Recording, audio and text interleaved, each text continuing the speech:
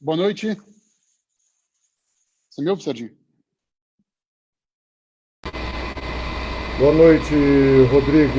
Eu consigo te ouvir. Eu acredito que o Sérgio Junqueira ainda está sem som.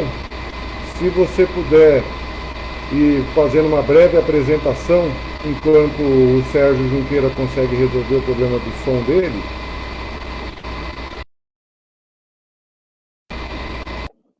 Serginho, claro que sim. Primeiro, boa noite a todos. Um prazer para mim conversar com uma das pessoas que eu tenho a maior admiração do mercado de eventos, que é o grande Sérgio Junqueira. Para mim, na minha vida profissional, eu sempre almejei, eu olhava para aquele prêmio CAI quando era jovem na vida de eventos e pensava que um dia eu ia concorrer e ia ganhar os prêmios, não só na categoria de eventos, mas também como personalidade do ano. Eu tive a honra de concretizar esse sonho nos anos de 15, 16, 17, e eu acho que o Sérgio é um grande inspirador do nosso mercado de eventos. Então, para mim, é um orgulho muito grande fazer parte dessa live justamente com o Sérgio. Essa live tem por objetivo a gente continuar a reverberar um pouco do mercado de eventos. Dessa vez, a gente vai se apoiar no tripé formado pela questão de comunidade, digital e conteúdo.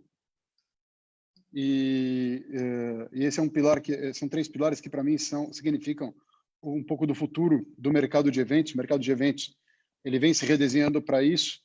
E nessa live a gente tem por objetivo extrapolar abordar esse tema com bastante profundidade, com bastante clareza, para que todo mundo que está nos assistindo tenha a condição de participar desse movimento do mercado de eventos. E eu também sempre fico à disposição para dúvidas que vocês tenham, seja durante a live, mas também depois da live, através das minhas mídias sociais, no Instagram, @rocordeiro. É um tema que eu gosto bastante de discutir. A gente vem ouvindo muito falar sobre o termo eventos híbridos como sendo uma nova solução para o mercado de eventos, ou os eventos digitais, e eu venho conversando com muita gente a respeito desse tema, e para mim nada substitui ainda o encontro presencial.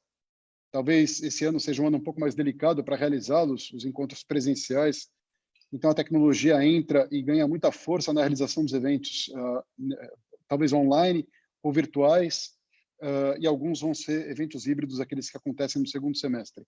Evento híbrido, combinação da questão da participação presencial com a participação remota online. Então, acho que isso vem com força, é uma tendência, mas no fundo, falar sobre evento híbrido não tem nada de novo. A gente, em 2014, eu tive a oportunidade de fazer o evento da BEOC, Associação Brasileira das Empresas de Eventos, aqui em São Paulo, e eu relembrava a turma da BEOC, inclusive a Fátima, a quem eu quero deixar um grande abraço, parabenizar pela gestão, que aquele evento já era um evento híbrido, porque a gente teve a transmissão por stream, a gente fez toda uma preparação prévia para a participação presencial, mas também para a participação remota.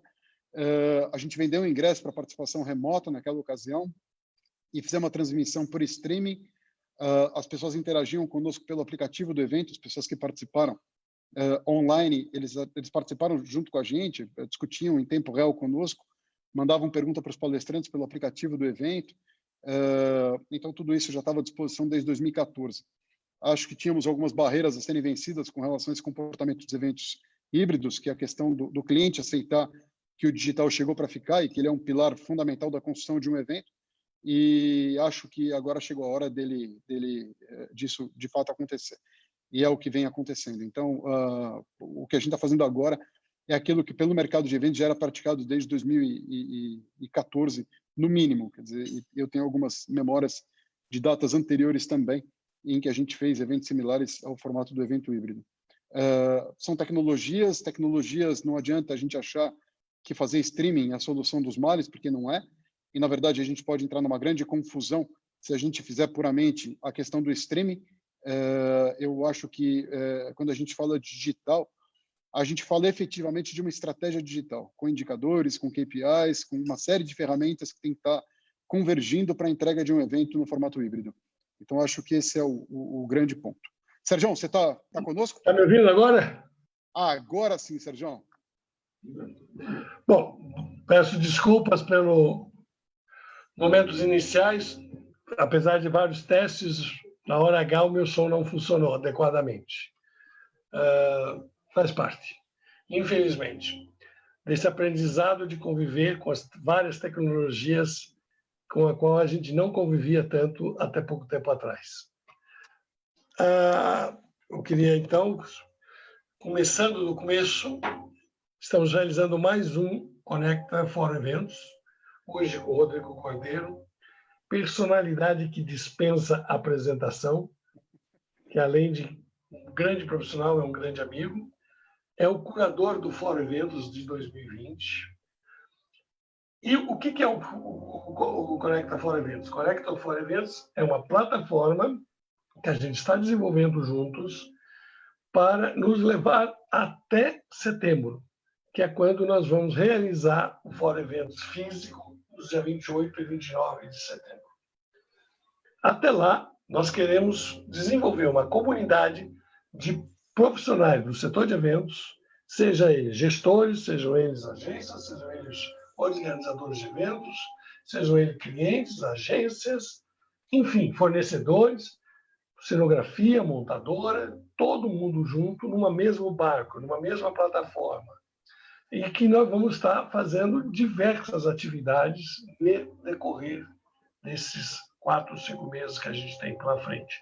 Lives, webinars, semana que vem, por exemplo, a primeira live internacional, também na semana que vem vamos fazer um happy hour, vamos ter lançamento de livros, vamos ter gamification, vamos fazer distribuição de papers, enfim, nós vamos desenvolver ações para ajuntar, para aglutinar o setor de eventos em diversas comunidades. Vocês vão poder ver isso aos poucos. Acredito que já dentro de 30 dias essa plataforma vai estar pronta e a gente vai estar lançando aqui no Conecta For Eventos. E aí, para frente, a gente vai poder embarcar com mais força nesse novo mundo, que é o mundo em que eu acredito que os eventos vão se desenvolver daqui para frente. O Rodrigo acho que vai poder falar mais sobre isso depois, mas o que a gente está fazendo no fórum, que eu acredito que é o futuro do setor de eventos. O futuro do setor de eventos é exatamente você ter um evento que dure 365 dias por ano, que você vai ter várias ações de aglutinação, de troca de informações, alguns momentos, inclusive, ao vivo, alguns momentos online. Você tem um ou dois eventos físicos, por exemplo, o nosso, dia 28 e 29 de setembro, mas depois dos 28 e 29 nós vamos continuar juntos a caminhada até os eventos do ano que vem. Então, isso é a maneira que a gente vai poder trabalhar, de forma que vocês nunca nos abandonem e nós nunca abandonemos vocês. Vamos estar todos juntos, de verdade, online ou fisicamente, 365 dias por ano. Mas antes da gente falar sobre esse assunto com o Rodrigo, eu queria que o Rodrigo me colocasse falasse de uma questão que eu acho que ele tem uma expertise que poucos têm e que é muito interessante. O Rodrigo viveu durante 20 anos, trabalhou, fez sucesso numa empresa familiar, e nos últimos 5 anos, numa multinacional de grande porte. 2 mundos totalmente diferentes. Como é viver nesses 2 mundos, Rodrigo? Ô, Sérgio, obrigado pela pergunta. Eu comecei, nesse intervalo que você estava se conectando, eu comecei dizendo da admiração enorme que eu tenho por você, então só faço questão de fazer esse resumo para ti, para começar a embalar o assunto, para não me tornar repetitivo com todo mundo que está nos assistindo. Mas eu acho a pergunta super inteligente. Bom, primeiro, eu sucedi meu pai numa empresa de eventos. A empresa do meu pai era uma empresa dedicada ao mercado de congressos e feiras, ligadas ao mercado que ninguém nunca... Quer dizer, que poucas empresas trabalhavam, que era o mercado de infraestrutura e mercado de meio ambiente. Quando eu peguei do meu pai, era uma empresa ligada ao tema da água. A gente, tanto eu quanto meu pai, nós sempre fomos muito motivados pelos sonhos. E, no fundo, o que a gente sempre fez foi criar uma grande plataforma para o setor da água lá atrás. A gente tinha um mailing gigante, a gente tinha acesso às principais informações do mercado, a gente fazia com que essas informações corressem pelo mercado da água, enfim. O que a gente acabou criando lá atrás foi uma grande rede de contatos que hoje é o que a gente chama de comunidade embarcada.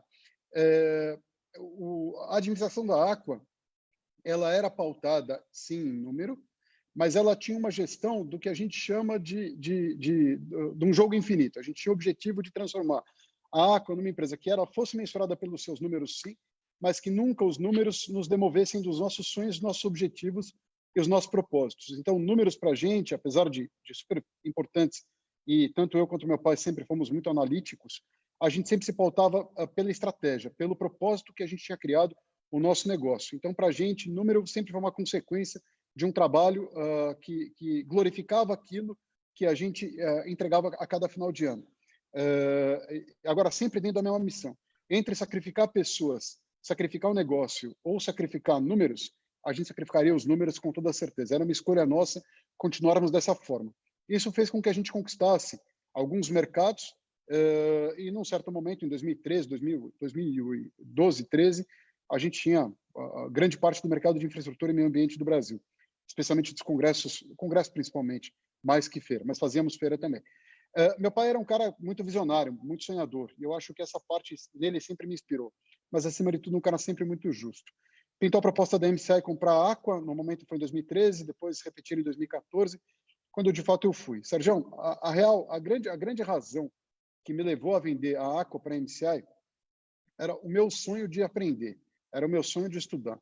Muito mais do que dinheiro. Dinheiro, para mim, nunca foi uma condição sine qua non para realizar o meu negócio com a MCI. Eu achava que eu precisava aprender como esse grande jogo internacional, como ele é jogado, como as pessoas que pensam, que administram multinacionais, como é que eles pensam. Então, para mim, a MCI sempre foi uma grande escola, e eu sou muito grato pelos 4 anos e 9 meses que eu passei por lá.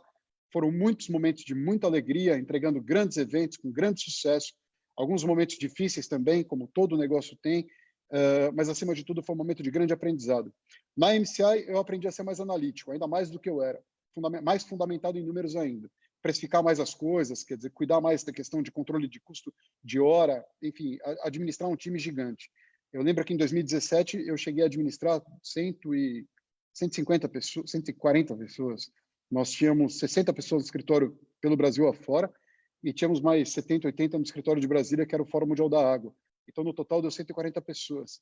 Para um cara que tinha administrado uma empresa com 25 funcionários e já achava isso um grande desafio, assumir 140 foi um desafio ainda maior.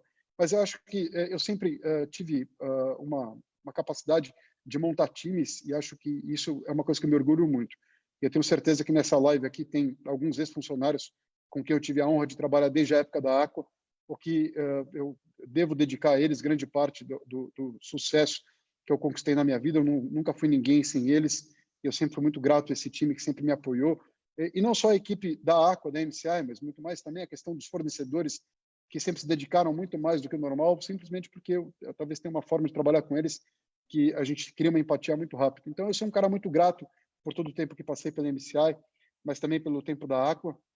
E quando eu me desliguei da MCI, eu tinha entendido que havia chegado o momento de eu voltar a empreender, porque o empreendedorismo é, para mim, uma verdadeira paixão. Essa decisão foi em agosto do ano passado, quando eu saí de lá de verdade, e desde então eu venho me dedicando a isso, e a gente vem conversando bastante, Sérgio, sobre os desafios do mercado futuro do setor de eventos, e para mim é sempre uma honra dividir esses assuntos com você, pela sua capacidade de olhar sempre adiante que você tem. Então, em resumo, é isso. Em resumo, foram 2 momentos diferentes, mas muito similares, sempre pautados pelo sonho, pelo desafio de entregar experiências únicas a clientes e por muitas vezes, muito mais do que ouvir um briefing, tentar construir com ele uma história de longo prazo, em vez de tentar puramente entregar uma edição do evento. Acho que essa sempre foi a pauta. A pauta foi nunca fazer um evento por fazer um evento. A pauta foi sempre construir um grande sonho na cabeça de uma entidade que a mudasse de patamar quando ela fosse percebida por investidores, inscritos e pelos seus associados.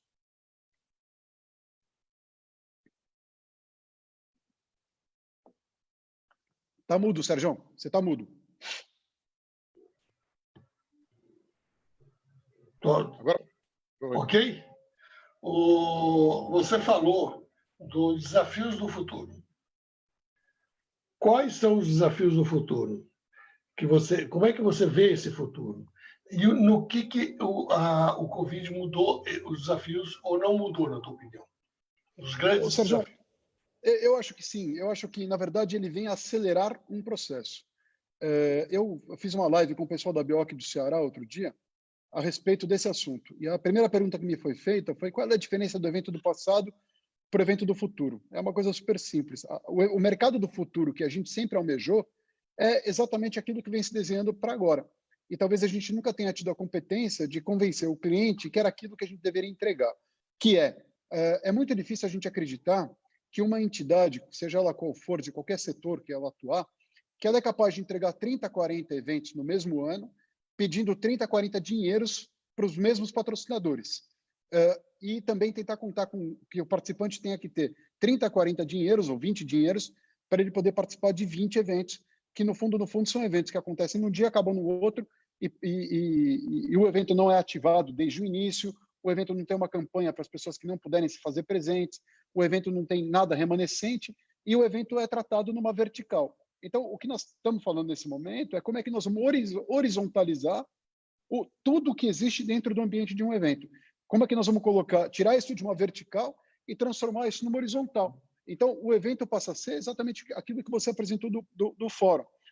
Ele tem por objetivo fazer com que as pessoas já comecem a interagir com todo o conteúdo do evento, desde o pré-evento, mas ele vai chegar muito longe até depois do evento. Então, aquela curva que se tinha, então logo a gente acabava a edição do evento, que a gente pouco gerava um resultado remanescente para as pessoas poderem aproveitar tudo aquilo de conhecimento que o evento gerou, isso vai ser diluído com mais tempo até a gente carregar a edição subsequente daquele evento. Então, eu acho que a organização de eventos, no final do dia, ela passa a deixar de ser um trabalho de curto prazo para se tornar um trabalho de médio e longo prazo, onde nós, organizadores, passamos a administrar a cultura, tudo relacionado a essa parte horizontal dos projetos de uma associação ou de uma empresa. Porque veja que o desafio de comunicar aos funcionários de uma empresa, ele é muito similar a comunicar à comunidade engajada de um evento, seja do mercado associativo, seja de um setor profissional, como a área de eventos, que é o que você está fazendo. Enfim, é tudo muito similar. É uma questão da gente transformar isso numa ação horizontal e começar a trabalharmos o ano todo, que era justamente o nosso desejo. A gente não queria fazer um evento dos 40 que a entidade entregava, porque a captação de recursos é muito mais difícil, o desafio de você levar os inscritos é muito maior. Enfim, o mercado que vai se apresentar para a gente no futuro, na minha opinião, é o mercado que a gente sempre almejou do ponto de vista de organização de eventos. Quer dizer, se eu bem entendi, o teu objetivo, por exemplo, numa sociedade de geriatria, seria você criar uma plataforma de geriatria, onde todos os eventos da geriatria aconteceriam nessa plataforma, seja os pequenos e os médios e o grande evento, e também lives, papers, documentos, a revista da sociedade, gamification, etc. Tudo isso estaria dentro dessa mesma plataforma, em que, em vários momentos, o médico irá interagir. Vai ter momento que você vai ter uma sala, um laboratório que quer lançar um produto, ele pede uma sala na plataforma e vai fazer o lançamento desse produto nessa sala com você, e lá você convida X médicos para daquela sala, e naquela sala é feito o lançamento. Isso online. Ou isso pode ser feito também numa sala física, num hotel qualquer, onde você vai fazer o lançamento desse produto fisicamente. Quer dizer, é mais ou menos dessa forma que você está desenhando? Eu acho. Primeiro, eu queria fazer uma afirmação para poder deixar muito claro qual é a minha posição. Para mim, nada substitui os eventos presenciais. Então, tudo que nós estamos conversando aqui é para complementar os eventos presenciais. Esse é o primeiro ponto de partida, para não haver qualquer dúvida sobre o meu posicionamento a respeito desse assunto. O que eu estou falando é isso, sim, mas também a gente promover esses eventos, quer dizer, é muito mais uma questão de perguntar mais e responder menos, e muito mais entender exatamente o que aquela comunidade espera para que a gente possa entregar o conteúdo para ela dentro de uma linha de tempo. Então, é puramente perguntar para todo mundo o que eles desejam, ouvir os investidores, que são os patrocinadores, expositores, entender o que essa turma também deseja, juntar isso com os objetivos daquela gestão da entidade e transformar isso num programa de um ano. Porque, veja só, Sérgio, muitas entidades lançam revistas. Se você pegar a taxa de download de revista científica ou técnica, ela é baixa comparada a uma live, que é um formato mais moderno. Então, quer dizer, por que quando você não lançar uma revista, você também colocá-la à disposição desse tipo de plataforma que faça com que as pessoas que fazem parte da tua comunidade acessem essa informação? E as plataformas de comunidade hoje permitem que você tenha os seus associados com determinados direitos dentro da plataforma de acesso ao conteúdo, e uma outra parte, que são os não associados, que vão visitar menos informações dentro da plataforma, e você vai escolher o que você vai entregar para um, o que você vai entregar para outro. Mas, no fundo, é tornar todo o conteúdo acessível a qualquer momento, em qualquer lugar, em qualquer device. Que o Ney Neto, que foi, para mim, um grande mestre, um dos caras que eu tive o maior prazer de trabalhar na MCI, ele sempre falava desse termo, ATAWAD, A-T-A-W-A-D, Anytime, Anywhere, Any Device. Então, é você colocar tudo aquilo que a entidade produz, ou entidade, empresa, de conhecimento, de informação, numa plataforma que pode ser acessada por qualquer pessoa, a qualquer momento, em qualquer lugar, em qualquer device. Na sua experiência, quantos por cento hoje da receita de uma entidade vem do associado, de taxa de mensalidade associada? Essa é uma boa pergunta. Na verdade, o mercado não é um mercado igual para todo mundo. Esse mercado ele se divide entre entidades médicas, que têm talvez uma taxa de contribuição da questão das anuidades um pouco maior do que dos eventos não médicos. Eu te diria que uma entidade não médica, hoje, ela tem na casa de talvez uns 30%, 40% da sua receita está conectado à parte de anuidade e mensalidade. E o resto está ligado a resultado de evento, a outros projetos que ela realiza. Na área de eventos médicos, eu te diria que talvez o número seja um pouquinho maior. Mas os resultados dos eventos acabam sendo muito mais exponenciais, justamente por conta do investimento da indústria, que é muito mais pesado do que os investimentos que os outros setores acabam fazendo. É claro que eu não estou falando de 100% de setores, você tem alguns eventos que acabam faturando patrocínios de 1 milhão, 2 milhões cada patrocínio, como é na área médica, mas a média dos eventos não médicos, ela tem um ticket médio acaba sendo um pouco menor. Então, a diferença é mais ou menos essa. E qual agora o impacto da pandemia no nosso mercado?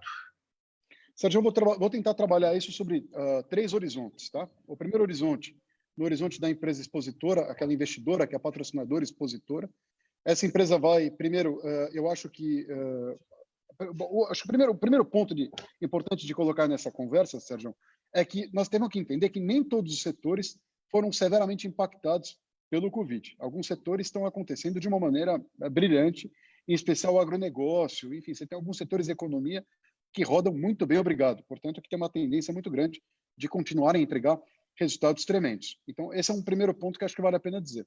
Na ótica do expositor patrocinador, eu acho que ele vai decidir com muito mais qualidade quais são os eventos que ele vai apostar. Eu acho que eles se tornarão mais analíticos, vão fazer mais mensuração de retorno sobre investimento, o que significa que, do ponto de vista da organização dos eventos, nós vamos ter que entregar muito mais do que a gente vem entregando. Entregar um evento que começa no domingo, acaba a terça, e o expositor tem dor de cabeça com montagem, dor de cabeça com serviço indicado pelo organizador ou pela promotora, seja por quem for. Eu acho que esse é um cenário que ninguém mais aguenta. Na ótica do participante, a mesma coisa. Quer dizer, eu acho que a questão da disponibilidade de tempo e versus esse aprendizado digital que ele começou a ter a partir do momento que estourou a questão do Covid, eu acho que nós vamos ter que começar a ter experiência para quem está presente, para quem está online, e isso, novamente, eu repito o que disse no começo. Para mim, não existe uma questão de puramente fazer um streaming de um evento.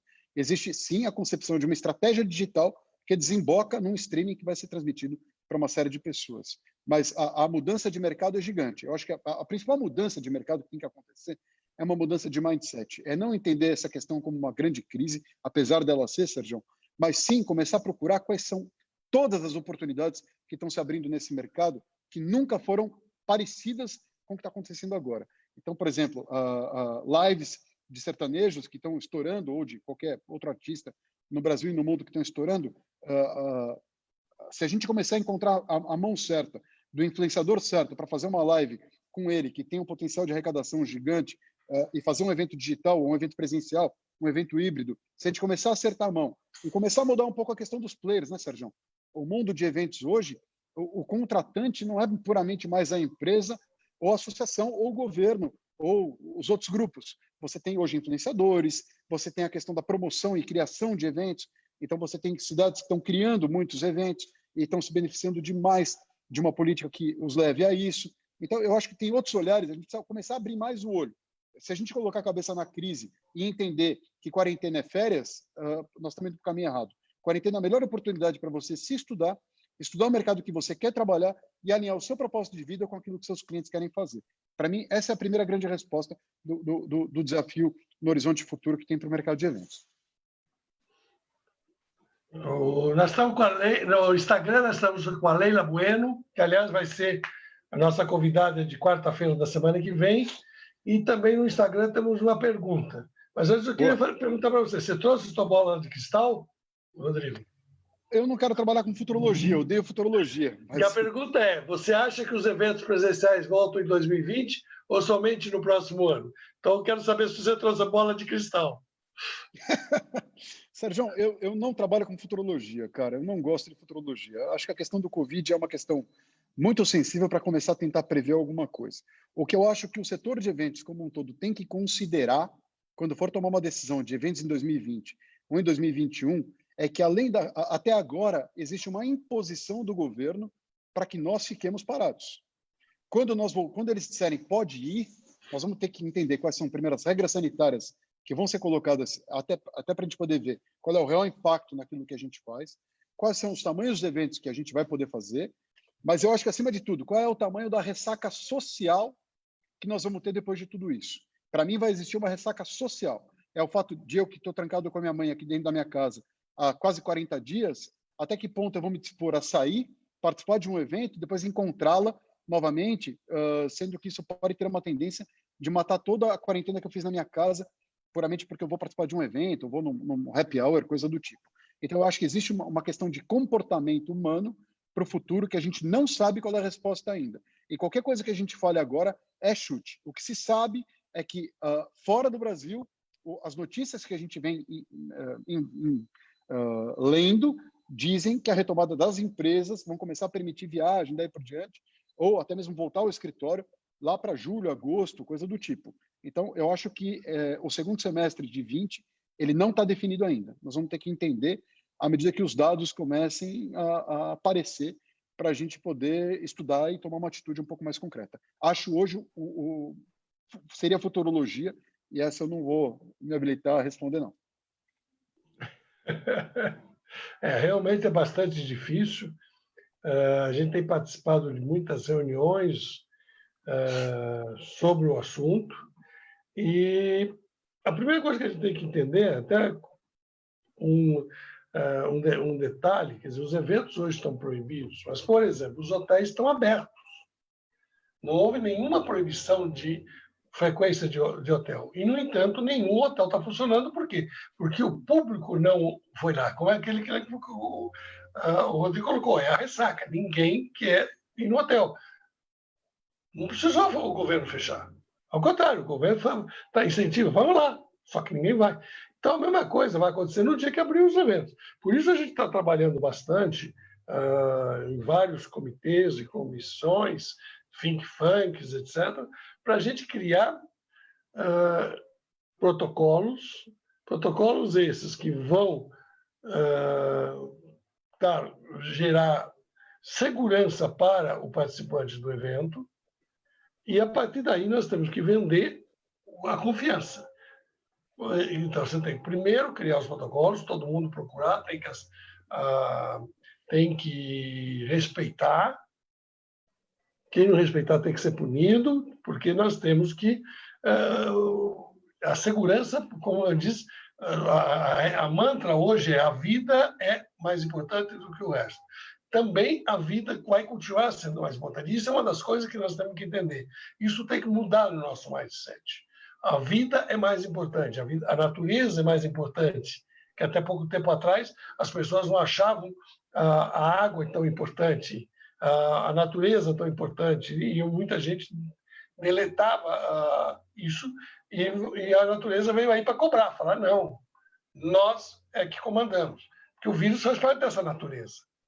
E ele veio e falou: olha, para aí, ou vocês nos ouvem, ou nós vamos matar vocês.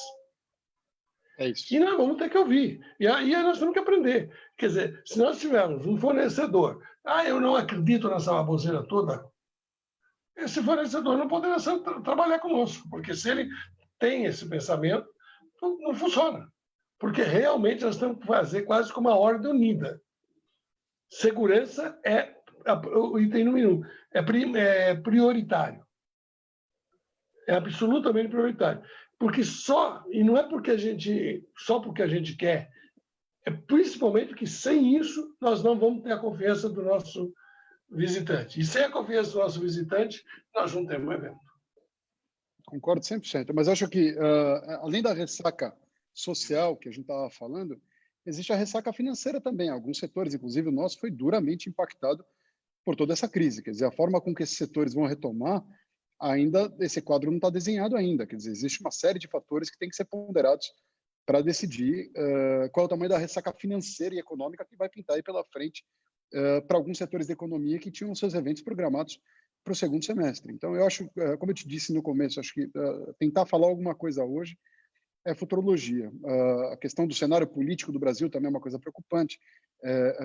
Então, a gente tem vários cenários para a gente poder olhar, porque, no fundo, quando você entra numa crise, né, Sérgio? E acho que todo mundo já viveu uma crise, existe um trabalho que é fundamental, que é fazer uma boa gestão da crise. E gestão da crise é não criar novas crises dentro da primeira crise, ou evitá-las ao extremo. Então, o comportamento dos nossos governos, se for ficar criando crise o tempo todo, a economia vai ter uma ressaca muito mais prolongada do que ela pode ter se a conversa for clara. Então, isso não é uma crítica a partido A, partido B, não é nada. É uma constatação do cenário econômico que nós temos no Brasil. Inevitavelmente, as coisas funcionam dessa maneira. Bom, nós estamos, Rodrigo, ao vivo tanto no YouTube como no Facebook, como no Instagram e na home do portal Eventos. E Legal. do YouTube nós temos uma pergunta da Eliane Silva. Como você encara a superposição de grandes eventos no pós-Covid que acreditamos vai ocorrer? Bom, ela considera indubitavelmente vai ocorrer. Não, certamente vai acontecer. Acho que ela tem toda a razão. Quer dizer, os eventos que aconteceriam durante um ano todo vão se concentrar em cerca de 4 ou 5 meses. Quer dizer, 5, 6 meses no máximo, mas talvez muito mais para 5 do que para 6. Então, os eventos vão acontecer um em cima do outro. Eu acho que vai sair na frente aquele promotor do evento que souber entregar e comprovar o seu maior valor e a sua maior capacidade de gerar retorno a quem investe no evento e aos participantes. Então, eu acho que agora o que está em jogo é a palavra chamada estratégia. E acho que esse é um grande convite para o nosso mercado. É que talvez a gente, durante muito tempo, tenha se apresentado de uma maneira muito operacional e agora nós vamos ter que ser muito mais estratégia do que operação. A operação na área de eventos, na minha opinião, está virando cada vez mais um serviço puramente comoditizado. É uma commodity, isso tem preço, não tem valor. Agora, a estratégia é valor, especialmente aquela estratégia que interliga o projeto que você está diretamente relacionado com todos os outros. E aí a minha resposta seria mais completa ainda. Não é uma questão de entender para que você foi contratado. A questão é você ter um mindset de sempre tentar olhar as coisas a longo prazo. Porque se a gente entrega um negócio, o cara pergunta a curto prazo, a gente responde a curto prazo, ele teve puramente a resposta que ele almejava ter da gente.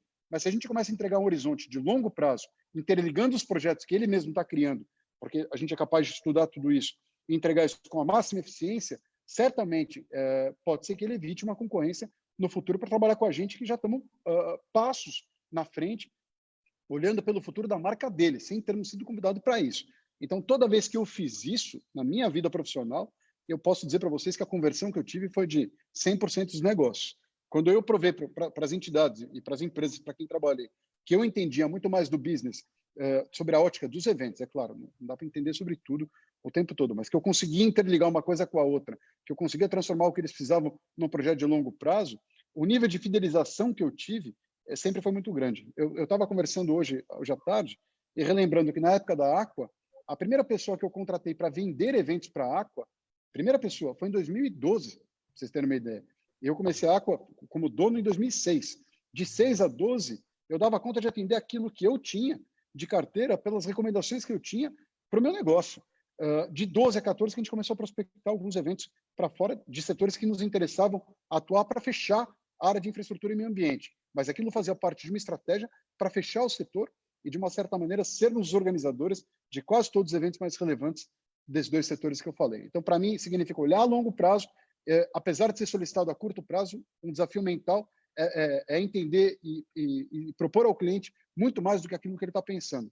Porque, no mínimo, o fator uau, peraí, deixa eu entender por que essa empresa está pensando desse jeito. E aí, talvez ela nos chame para poder entender tudo isso. É quando a gente tem a chance de discorrer uma estratégia de longo prazo. Eu acho que é um pouco essa a resposta, Sérgio. Esses eventos vão sair na frente.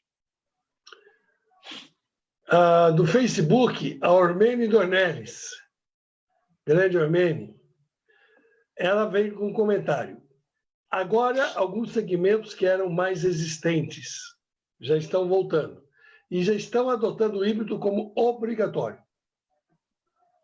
Mas, veja, era uma tendência de muito tempo. Agora, eu só acho, Sérgio, eu faço questão sempre de frisar esse assunto nas lives que eu participo.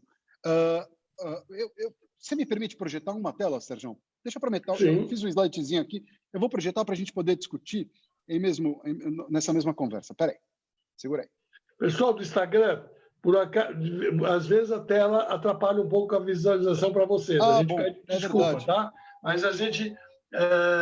É importante, às vezes, a gente ter uma tela, tá? Peço desculpa a quem estiver no Instagram. Se vocês se sentirem incomodados, vão para o Facebook ou vão para o YouTube, que lá a tela será apresentada melhor, tá bom? O Serginho precisa me liberar, compartilhar a tela. Sérgio, não estou conseguindo. Filho, por favor. Bom, Sérgio, deixa eu ir falando um pouco sobre isso. Quando a gente bola uma estratégia de longo prazo para a organização de um evento, para o planejamento de um evento, nós temos que dividir o público desse evento em 3 grandes públicos. O primeiro público, que é o público principal, que nós costumamos chamar esse público de core. Agora vai dar para projetar. Espera só um segundinho. Existe um público que é o público que a gente vai chamar de core. Existe um público que nós vamos chamar esse público de um público adjacente. Tá aqui, ó. Esse é o slide. Vocês enxergam meu slide? Dá para ver, Sérgio? Perfeitamente. Beleza, boa. Desculpa o pessoal do Instagram, tá? Vamos lá. É só para o Facebook. É isso aí. Mas, na verdade, é o seguinte, Sérgio. Todo evento, quando a gente bola uma estratégia até mesmo de curto prazo, nós temos que dividir o público do evento em 3 grandes públicos.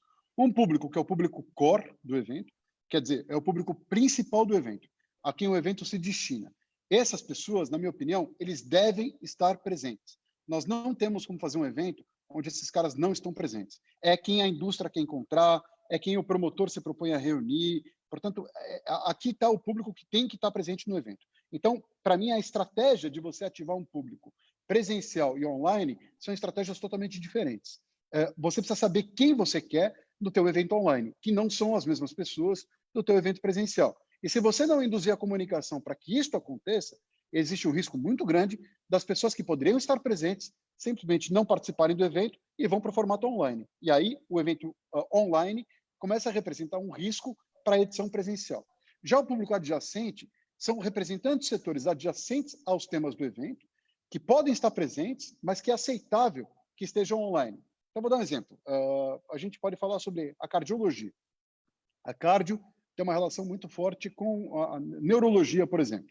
Quer dizer, a forma com que eu penso, com que eu raciocino, a forma com que eu vivo intensamente provoca reações no meu coração. É um público que eu posso traçar como público-alvo do meu evento, eu posso querer envolver neurologistas no congresso de cardiologia de um tema qualquer que eu esteja fazendo.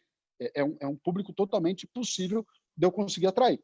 Já o público incipiente é aquele público que não tem uma relação tão direta com o assunto que eu estou tratando, mas que eu novamente vou colocar ele no meu radar, porque para as edições seguintes é um público que eu quero ativar e quero trazer para dentro do meu evento. Então eu crio uma estratégia com temas para que esse público também faça parte da minha campanha de comunicação. Pode ser psicólogo, pode ser uma série de outros setores que a gente está falando por aqui.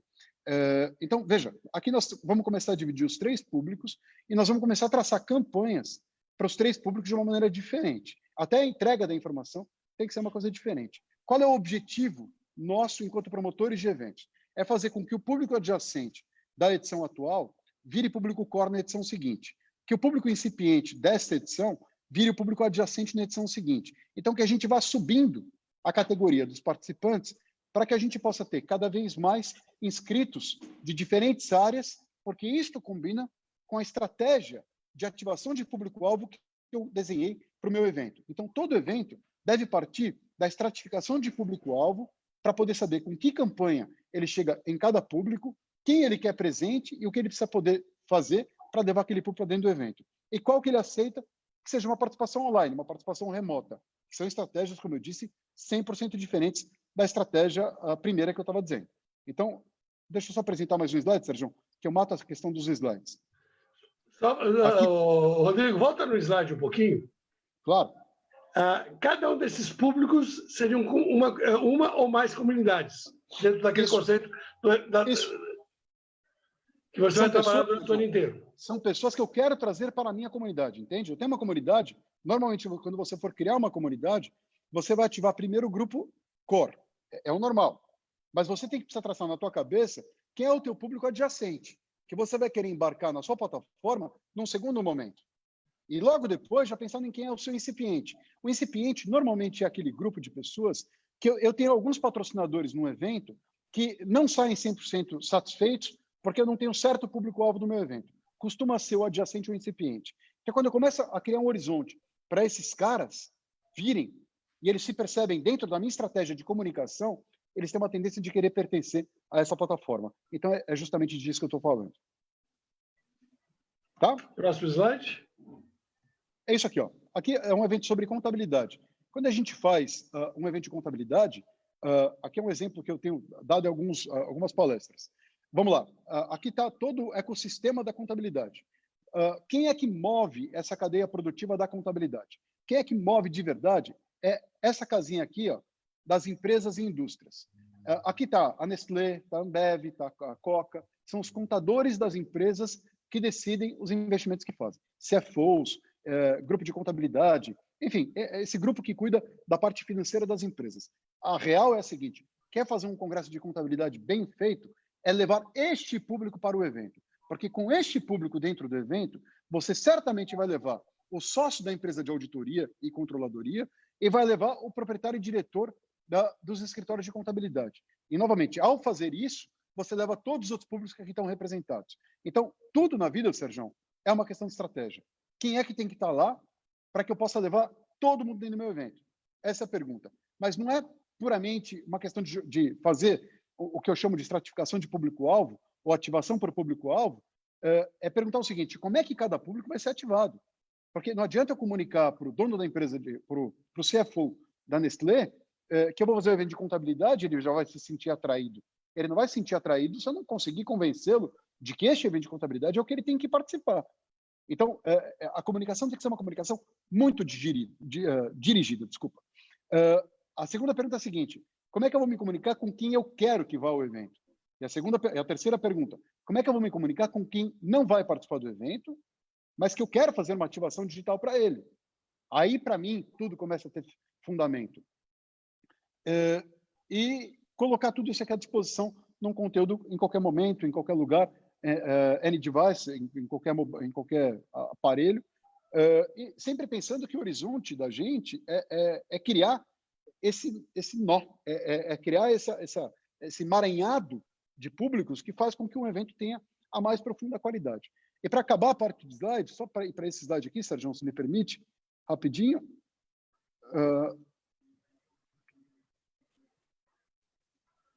Aqui, ó.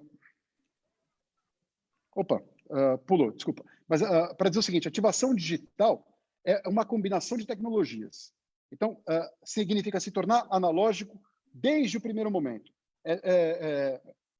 Combinar disparo de campanha de e-mail marketing com as melhores ferramentas dentro de um hot site, pensar num aplicativo, pensar numa mídia social que trabalhe bem as suas comunidades, que segmente bem aquilo que você precisa, que entregue informação para os públicos que você almeja.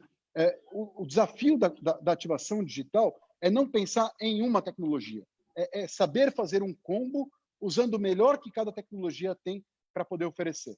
Numa estratégia, novamente, de curto, médio e longo prazo. E, na minha opinião, a melhor ferramenta para embarcar tudo isso é o aplicativo. Que qualquer chamada que se faça para o resto do evento, a gente tente trazer as pessoas para dentro do aplicativo. Porque quando ele está no aplicativo, ele preenche aquele formulário inicial, nós sabemos quem está embarcado e o nível de interação que ele tem no aplicativo.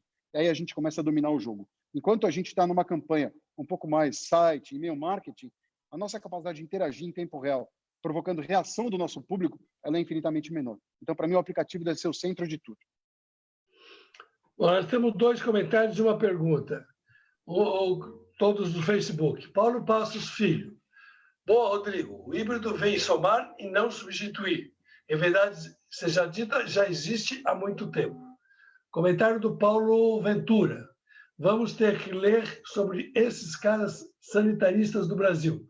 Carlos Chagas, Zilda Arnes, Vital Brasil, Moacir Scler, José Gomes Temporão, Oswaldo Cruz, Emílio Ribas, Sérgio Arouca.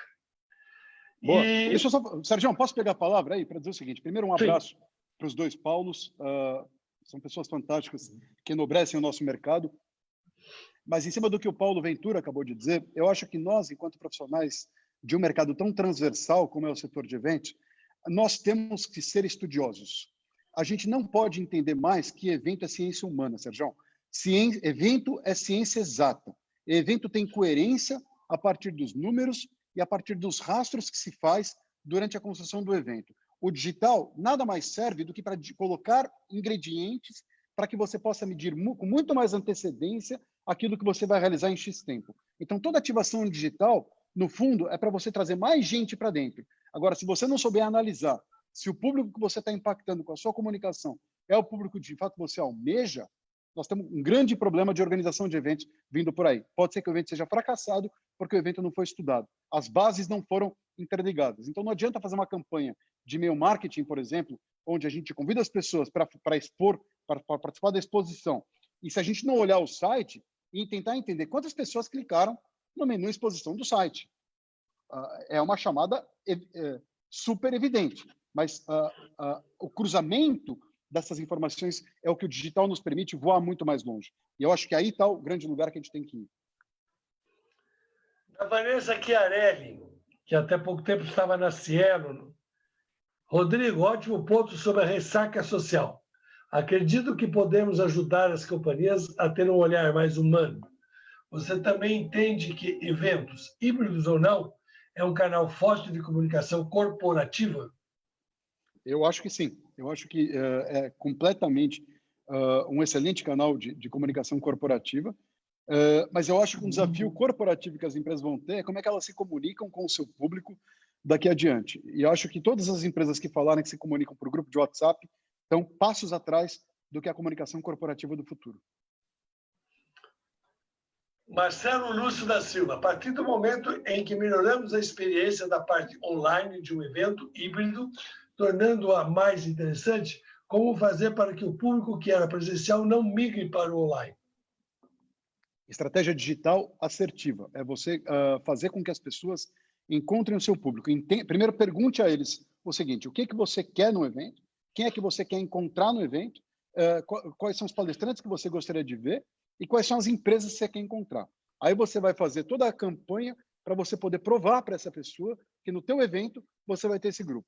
Se você provar para ele numa comunicação quase que individual, quase como se eu estivesse tentando impactar você, se eu conseguir fazer isso com você, eu não tenho dúvida que você vai no evento. Agora, se a pessoa continuar se sentindo numa comunicação de atacado, aquela que vale para todo mundo, aí para mim não vai funcionar. Eu acho que as pessoas vão querer cada vez mais serem cuidados.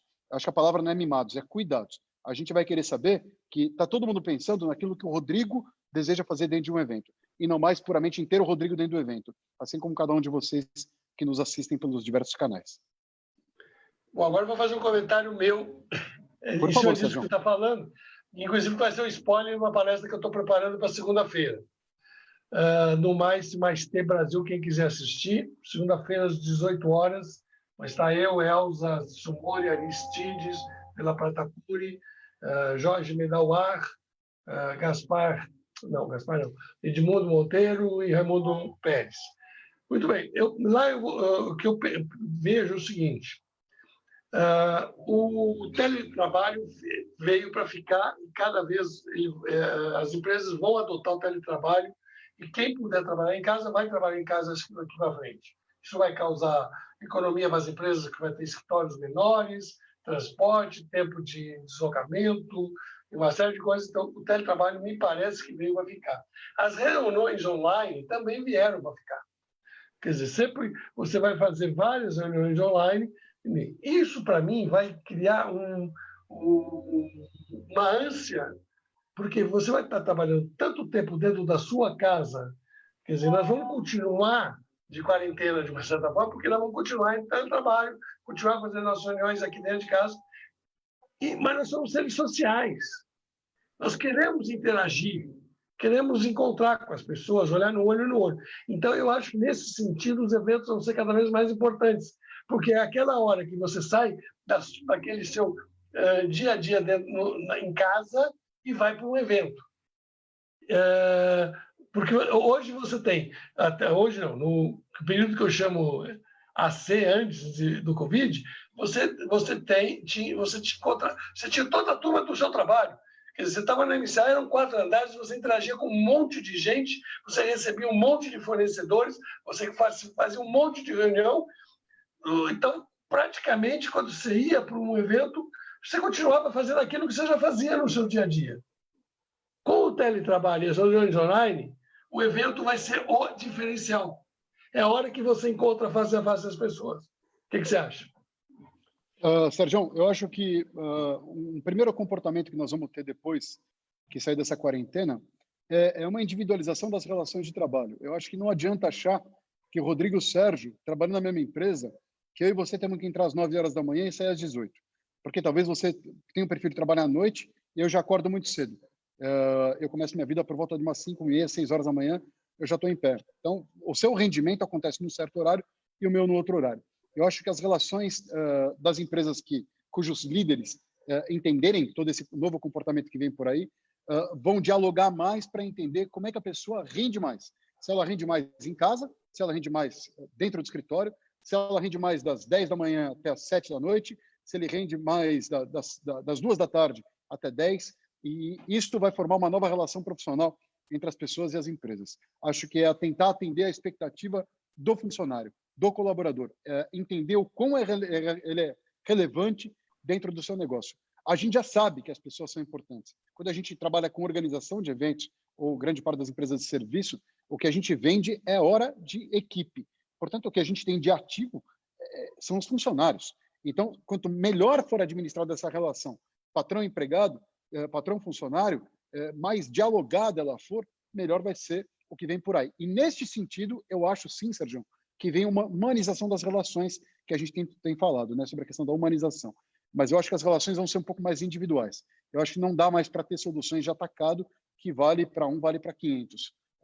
Eu acho que a relação tem que ser um pouco mais customizada de acordo com aquilo que você entende que é o ideal para você. Eu tenho que acreditar, Sérgio, hoje em dia, eu não posso desconfiar de um funcionário se ele vai estar trabalhando, se ele não vai estar trabalhando. Eu tenho que acreditar que a partir do momento que eu o contratei, eu já fiz a seleção natural das pessoas que vão trabalhar para o meu negócio.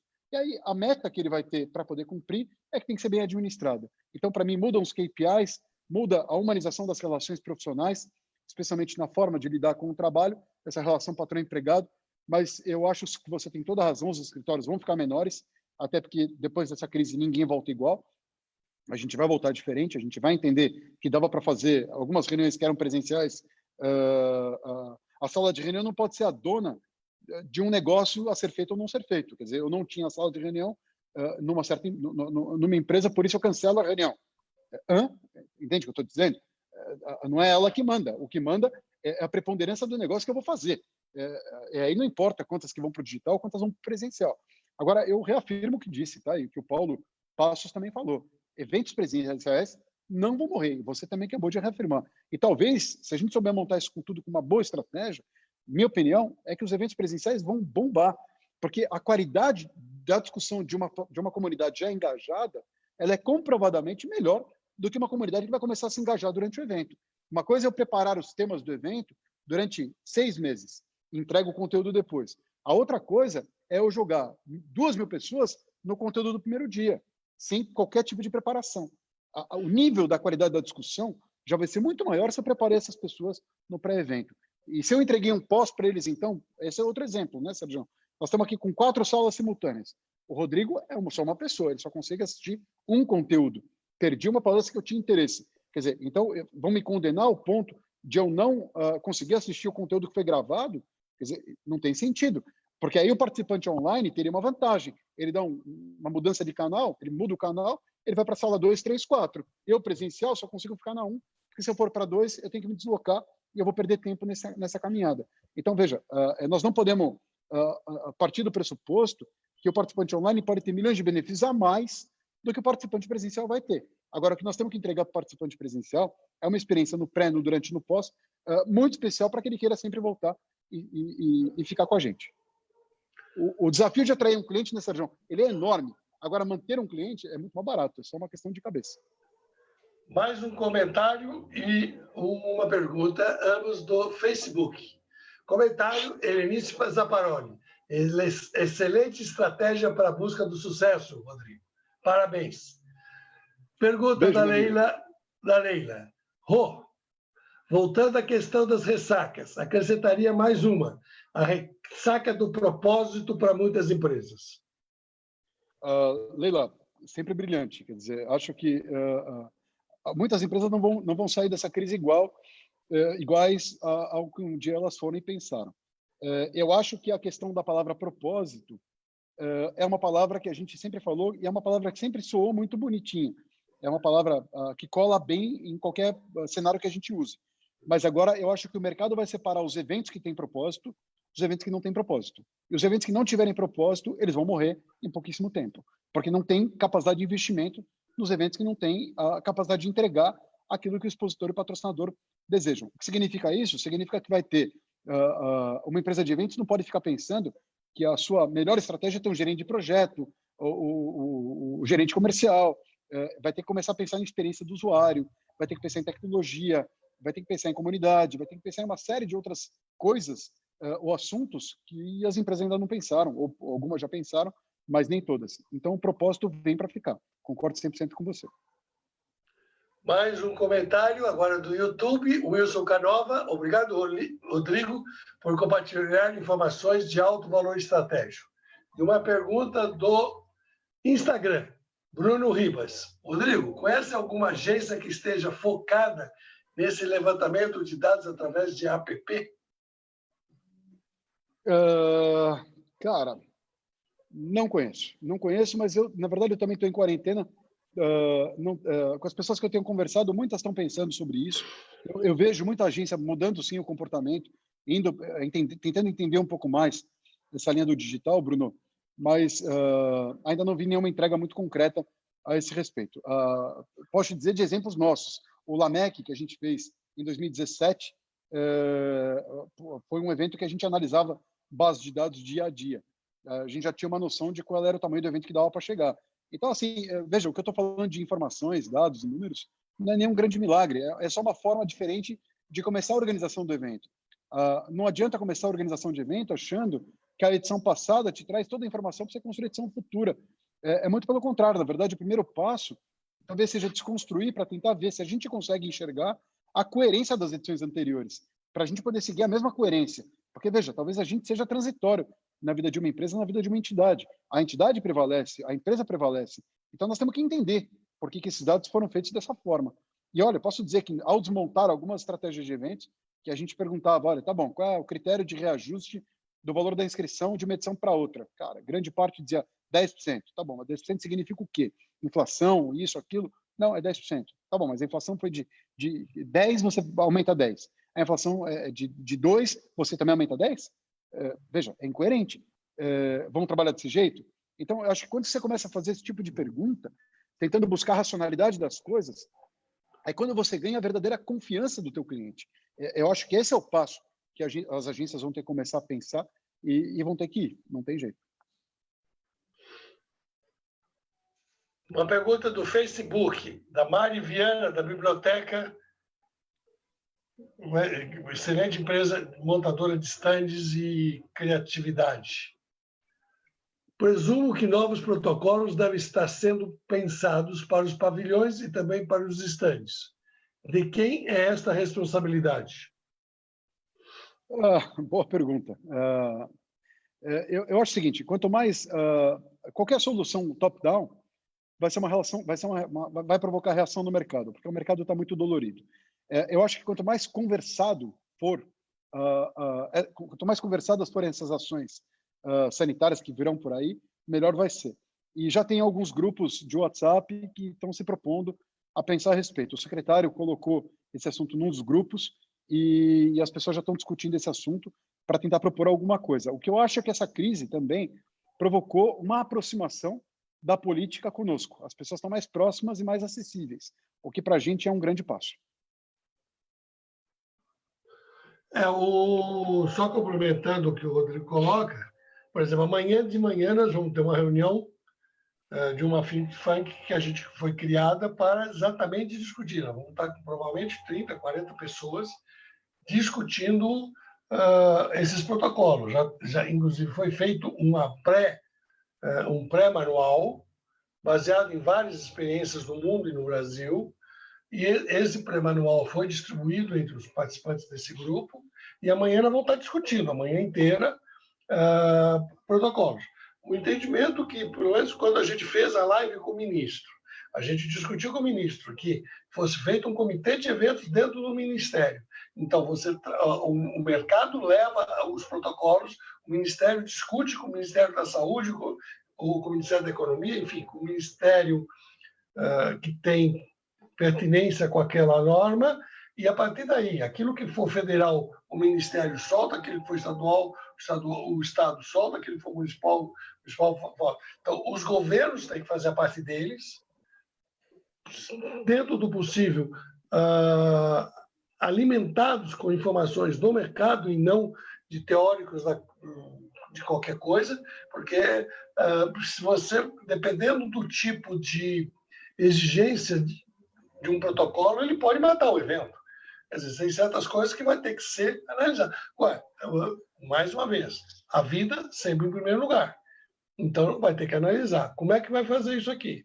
Vai ter que diminuir o tamanho do evento para poder atender, preservar a vida das pessoas? Então, vai ter que diminuir o tamanho do evento. Vai ter que... a área médica do evento vai ter que crescer para poder atender às recomendações sanitárias, porque hoje, por exemplo, hoje você pega o pronto-socorro ou a instalação do médica de um evento, de uma feira, está lá num cantinho, escondida, num lugar pouco...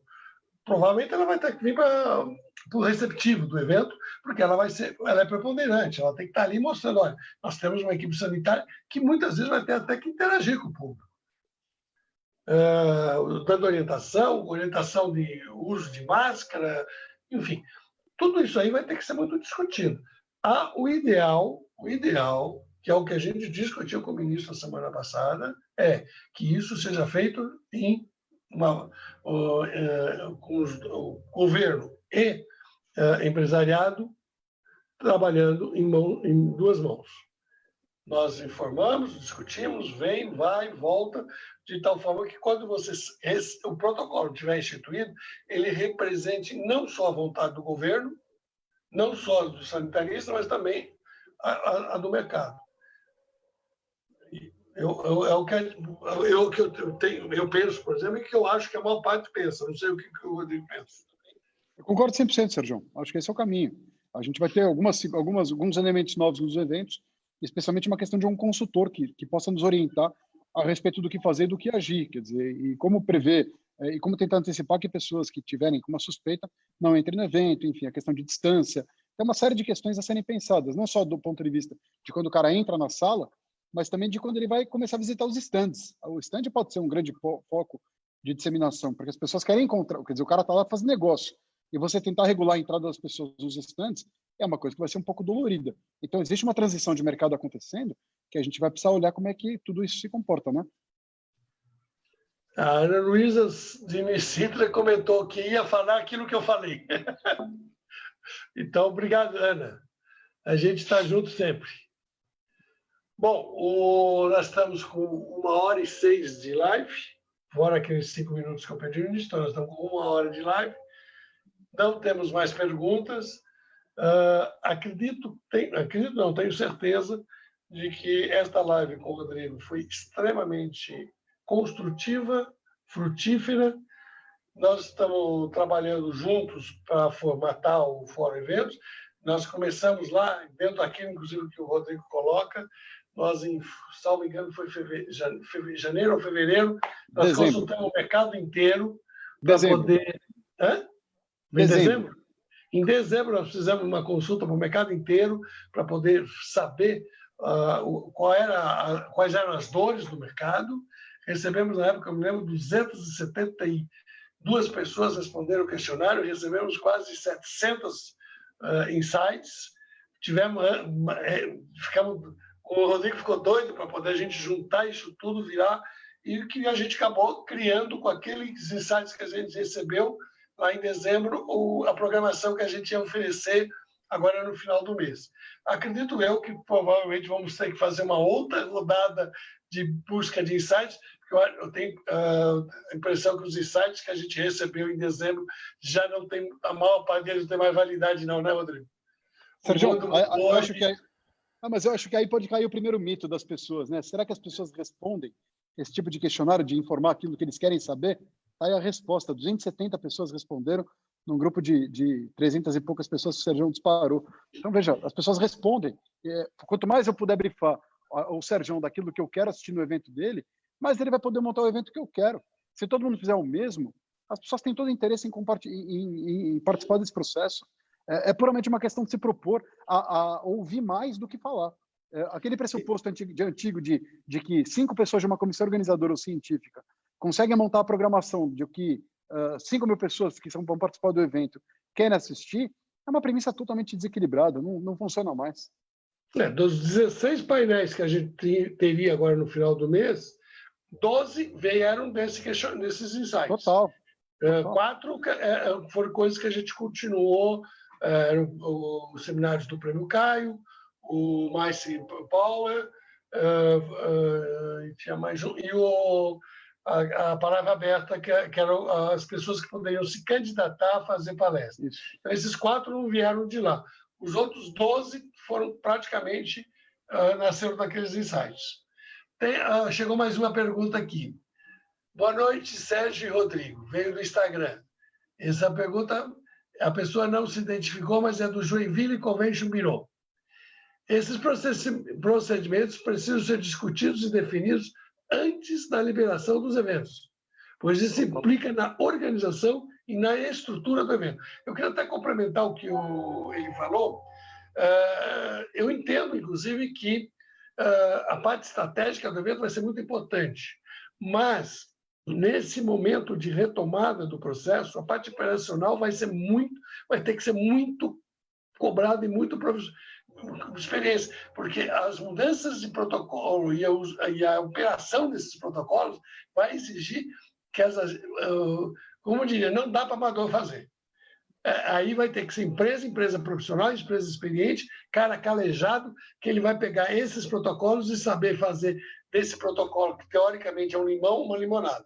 Não sei como é que você responde para o Joinville. João, concordo 100%. Acho que quanto mais conversado forem as decisões, melhor elas vão ser implementadas. Eu concordo com você que a operação vai ser fundamental, mas qualquer estratégia te leva a uma boa operação.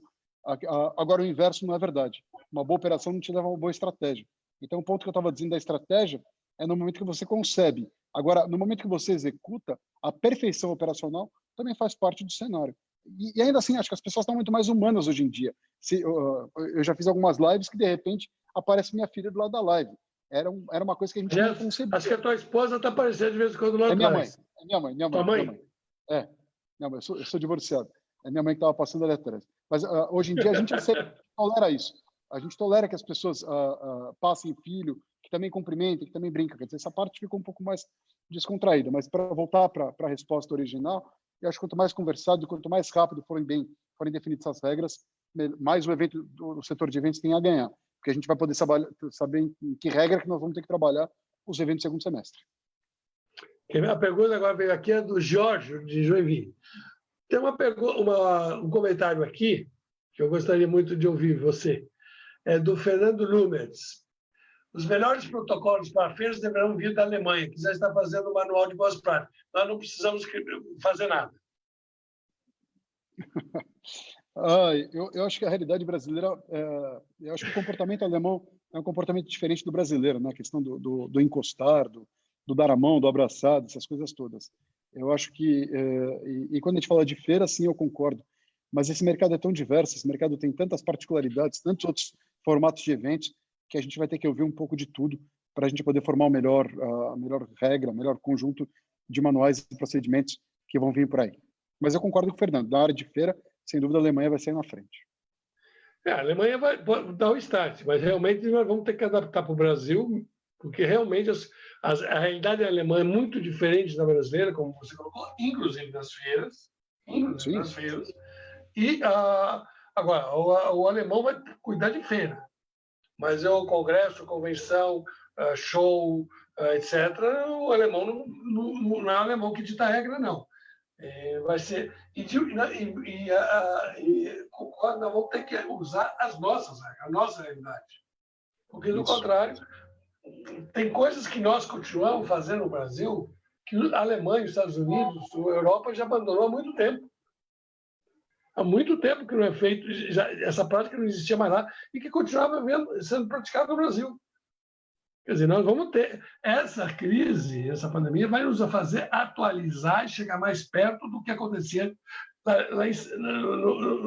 nos países, vamos pôr, de primeiro mundo, porque a gente vamos ter que ser muito mais profissionais. Concordo, Sérgio. Comentário do Daniel Baldassi pelo YouTube.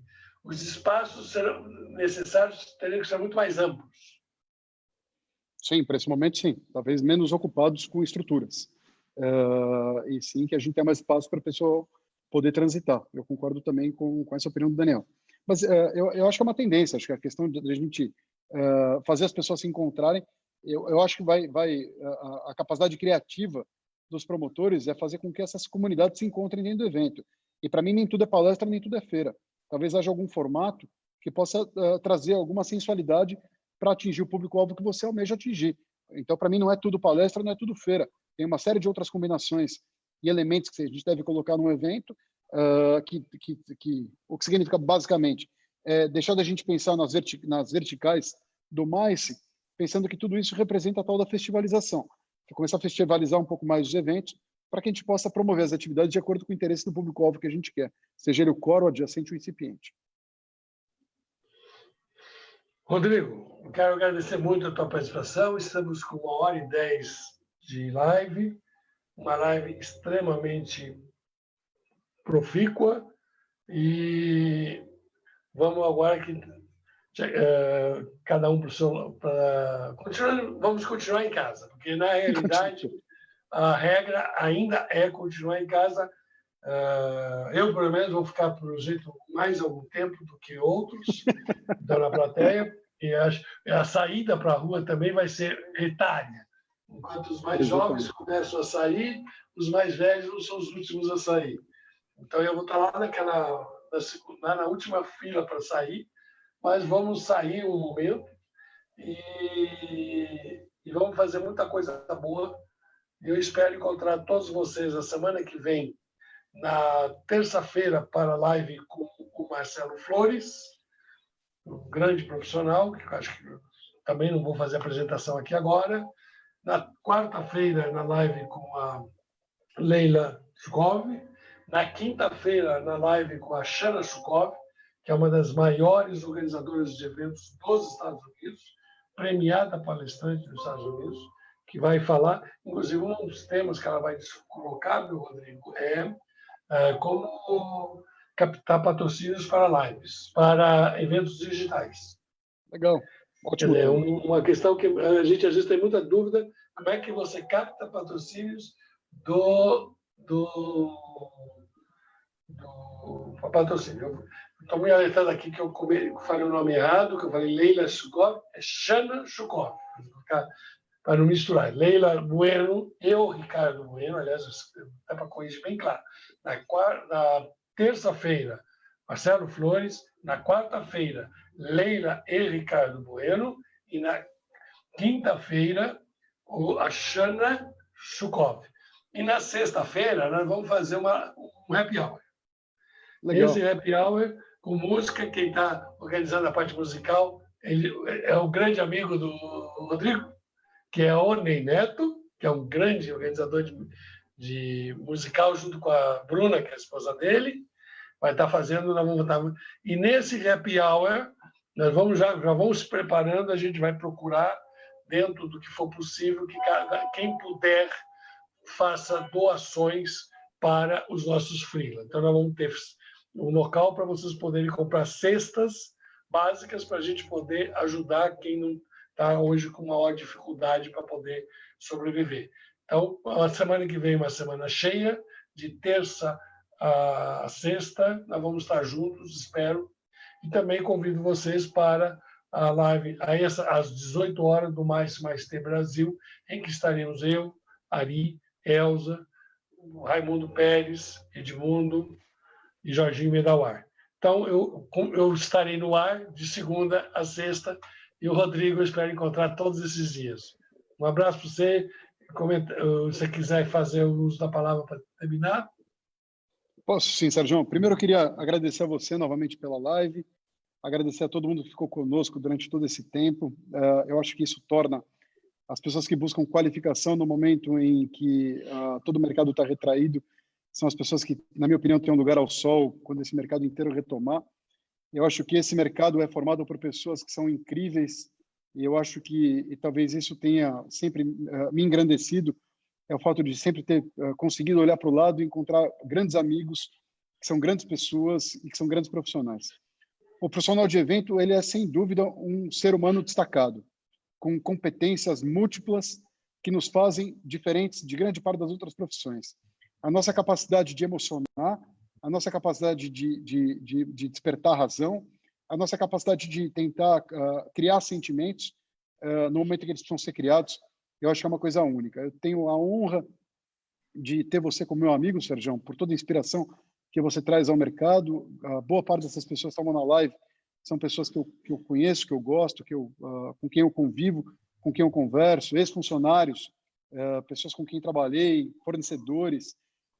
A MCI também me deixou grandes amigos. O Ney Neto é um grande amigo, um cara genial. Oscar Cerezales, um mestre, um cara profundamente brilhante. Ele está em Singapura ou está no Canadá, o Oscar? Não, o Oscar está em Singapura. Então, assim, acho que esse mercado ele tem pessoas brilhantes, pessoas que pensam muito fora da casinha. E acho que se a gente tem capacidade de absorver a informação, a gente vai sempre aprendendo um pouquinho para construir um pouco mais daquilo que a gente pensa e acredita para o mercado de eventos. Então, eu quero agradecer a todos esses mestres que eu tive na minha vida e deixar um grande abraço a todos. E obrigado pela live novamente, Sérgio. Muito obrigado. E eu só vou ter uma pergunta aqui que foi para a área de grandes shows, como nem eu nem o Rodrigo somos grandes especialistas em mega shows. Eu vou deixar para fazer essa pergunta para o Marcelo Flores na semana que vem. Mega shows. Bom, eu já começo com uma pergunta para o Marcelo. Sérgio, eu até posso me habilitar a responder. Eu acho assim, esse mega show vai continuar a acontecer, mas acho que os artistas vão descobrir uma plataforma. A pergunta aqui é o seguinte: os grandes shows vão trabalhar muito mais com camarotes? Eu acho que sim, acho que isso é uma verdade. Vão trabalhar mais com camarote. Eu acho que a questão da experiência exclusiva vão ter que começar a pensar, mas eu acho que a live vai fazer parte do mundo artístico como ela nunca aconteceu. Eu acho que qualquer conta que a gente faça, a capacidade de arrecadar patrocínio que eles têm para uma live que era um formato que o artista do show acaba não sendo tão beneficiado pelo patrocínio. Ele ganha o cachê que ele tem. Quando ele vira um promotor de uma live, ele consegue captar em nome dele o patrocínio para o mercado apoiar aquilo que ele está fazendo. Então, eu acho que vai abrir aí um novo mercado muito interessante. Um mercado, inclusive, muito bom para montadoras e para empresas de cenografia. Cenografia, exatamente. Mas de comunicação digital também. Acho que nós temos aí uma boa linha, porque existe uma questão de comportamento que esses caras vão ter que seguir, existe uma série de coisas que esses caras vão ter que seguir. Bom, agora encerramos de verdade, né, Rodrigo? A gente vai estendendo. Muito obrigado a todos e até segunda-feira no Mais Tem Brasil ou na terça no Conecta Fora Eventos com nosso querido Marcelo Flores. Boa noite. Abração, Sérgio. Boa noite a todos. Um abraço a todos.